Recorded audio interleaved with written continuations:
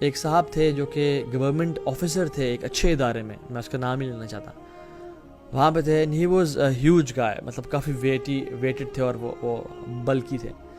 تو جو کہ ان کی ویٹ کی وجہ سے وہ پھر ان کے گھٹنے اتنے نہیں رہے، بزرگ ہو چکے تھے، تو وہ ویل چیئر پہ آ گئے اور بڑے مشکل سے ویل چیئر پہ بیٹھے ہوئے تھے.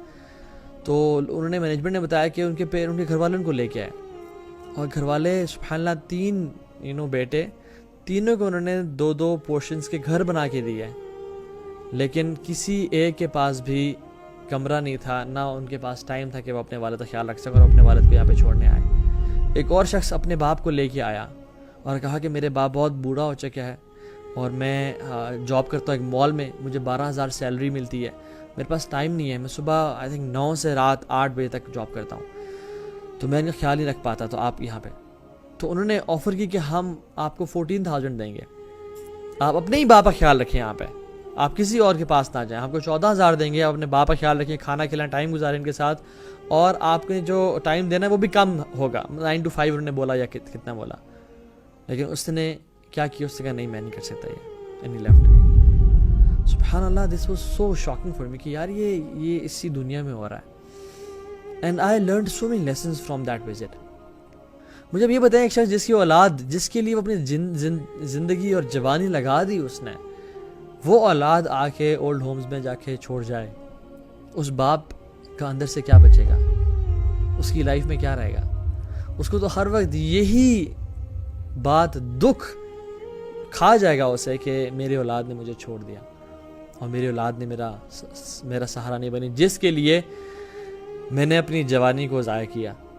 میری زندگی کے بڑے پلانس تھے، لیکن جب وہ آئی تو میرے سارے پلانس ختم ہو گئے اور وہی میرا پلان بن گیا، جس کے لیے میں نے فیسیں پوری کی اور جس کے لیے میں نے جھوٹ بھی بولا اور میں نے کیا کچھ نہیں کیا اسے کمانے کے لیے، وہ مجھے چھوڑ گئی.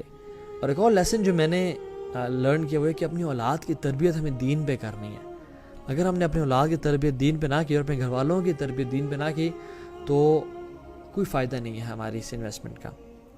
اور ایک آخری چیز جو میں نے وہاں پہ لرن کی وہ یہ کہ اللہ سے بناؤ اور بے شک کسی سے نہ بناؤ، کیونکہ ایک اللہ ہی ہے جو ساتھ دیتا ہے، ایک اللہ ہی ہے جو کہ آخری ٹائم میں سہارا دیتا ہے.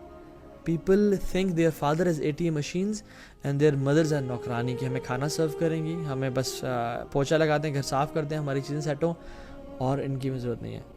اور ان کا جو بیسٹ فرینڈ ہے وہ ان کا موبائل فون ہے اور ان کے دوست ہیں. اللہ کے نبی صلی اللہ علیہ وسلم فرمایا کہ 15 چیزیں میری امت میں جب آئیں تو پھر ہلاکت ہے، calamity will befall on them. اور ان میں سے 2 کیا کہ جب ایک بندہ اپنی بیوی کی تو اطاعت کرے گا لیکن اپنے ماں کی نافرمانی کرے گا. when a man obeys his wife and disobeys his mother. اور دوسری چیز when a man he treats his friend well and he is harsh on his father.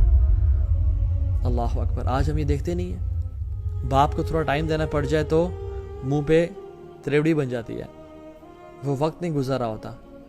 باپ اگر ساتھ بیٹھ جائے پوچھ لے کہ بیٹا کیسا دن گزرا تو غصہ آ جاتا ہے، اور دوستوں کے ساتھ کھلا رہا ہے اور ہنس رہا ہے اور گپے مار رہا ہے اور تالیاں چل رہی ہیں اور گھومنے پھرنے جا رہے ہیں، لیکن والد کو 5 منٹ بھی دینا ہے اس کے لیے عذاب ہوتا ہے. اللہ کے نبی صلی اللہ علیہ وسلم کی سچی حدیث، اللہ کے نبی نے فرمایا قیامت کی نشانیوں میں سے ان تلد الامۃ ربتہا، لونڈی اپنے ماسٹر کو جنے گی. اور علماء اس کی ایک تفسیر میں بیان کرتے ہیں کہ بچوں کا اتنا برا اخلاق ہوگا اپنے والدین سے کہ جیسے وہ مالک ہیں اور ان کی جو ماں باپ ہیں وہ ان کی لونڈی ہیں اور جو ہے نا وہ سلیوز ہیں. As if kids are masters and parents are slaves, اس طرح سے ان کے ساتھ رویہ رکھیں گے.